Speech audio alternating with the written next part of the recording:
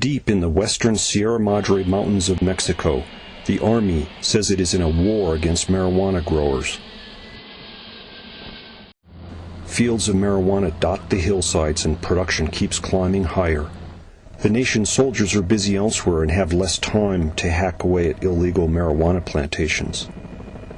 As I accompany an Army unit into the mountains, a general points out of a helicopter at marijuana fields. They are small and dark green, tucked along steep hillsides and next to stream beds.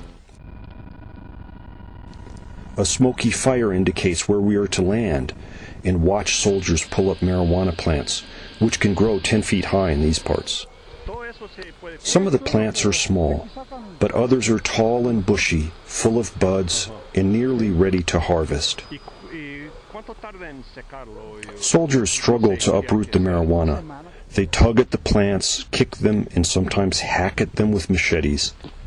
Their marijuana is thrown into a big pile, ready to be burned.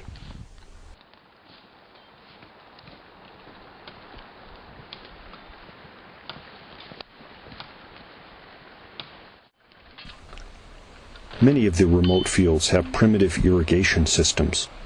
Soldiers pull up the tubing that draws water from a nearby stream. They cut the tubing to pieces to prevent it from being reused. The marijuana is green, so it only burns when soldiers toss on gasoline.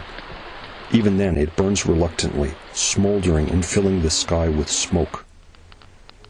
It is hard manual labor, and after a few hours only a small field is destroyed. The field's peasant owner is nowhere to be seen. He fled long ago. It is hard to tell how much heart the Mexican Army is putting into eradication, or whether it is a show for a visiting American journalist.